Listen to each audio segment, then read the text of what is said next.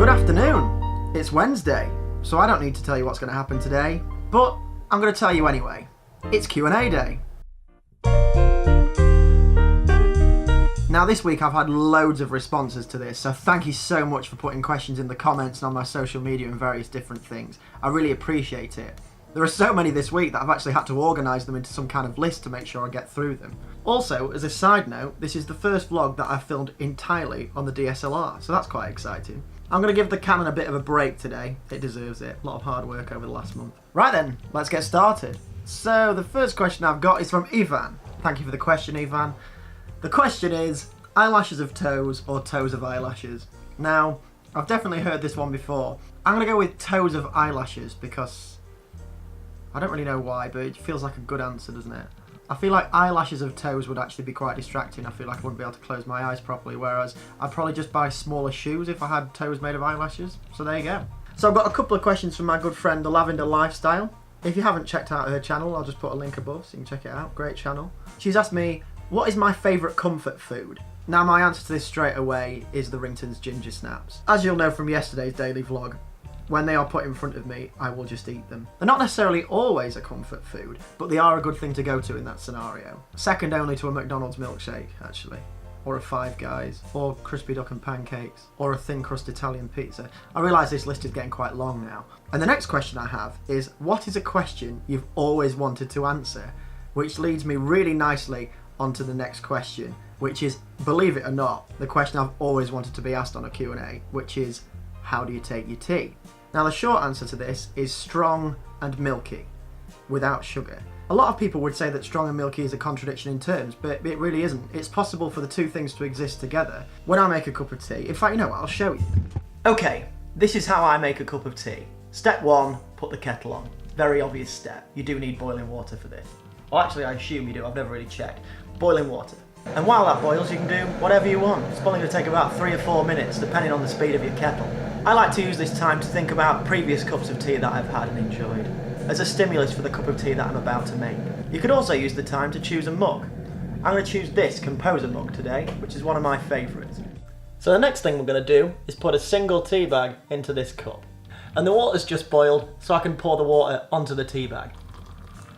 Now this, viewers, is what determines the strength of the tea. I'm going to leave this for about 3 minutes. Oh, this kettle's quite warm actually, I'm quite close to it. Yeah, so the longer you leave it, the stronger it gets. Obviously the next key ingredient is the milk. Now this is the thing that will determine how milky it is. So, for example, if I pour in a tiny bit of milk, now that is strong and not very milky.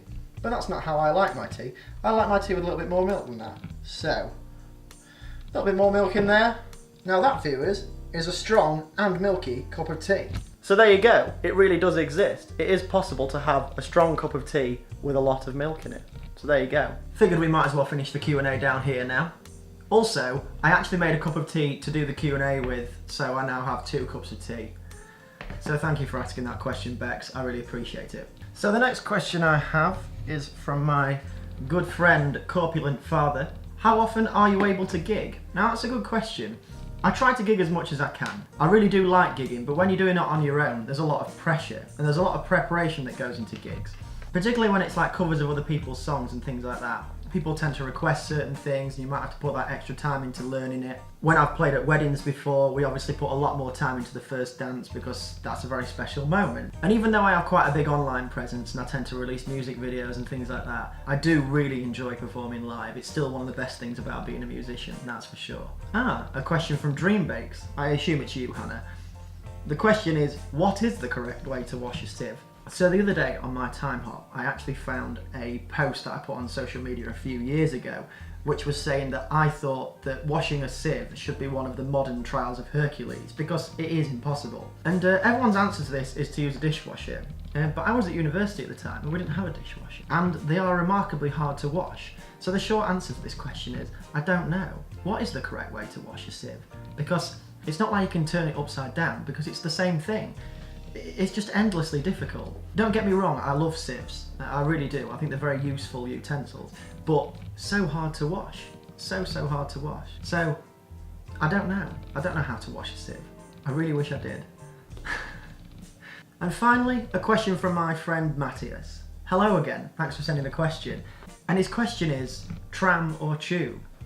And that's a really, really difficult question because I actually really like the tube. I think it's a fantastic bit of infrastructure. I think everywhere should have something like the tube because it can get you everywhere so quickly.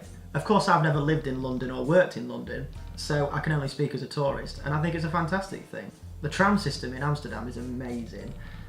So it's so hard to choose.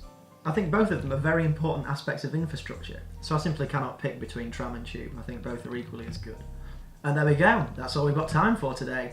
Thank you very much for sending in questions, I do appreciate it. It's great to have some really different ones as well. It's good to have things that are related to the music and related to the vlog, but I also love answering these weird and wonderful ones as well. It really gets me thinking, you know. And of course, for next week, please leave questions in the comments. I would love to answer them. I really do enjoy Q&A day. It's one of my favourite days of the week now. Maybe one week we should do a theme. If you've got any idea what we should do for a theme, then please leave that in the comments as well. I'd really appreciate that.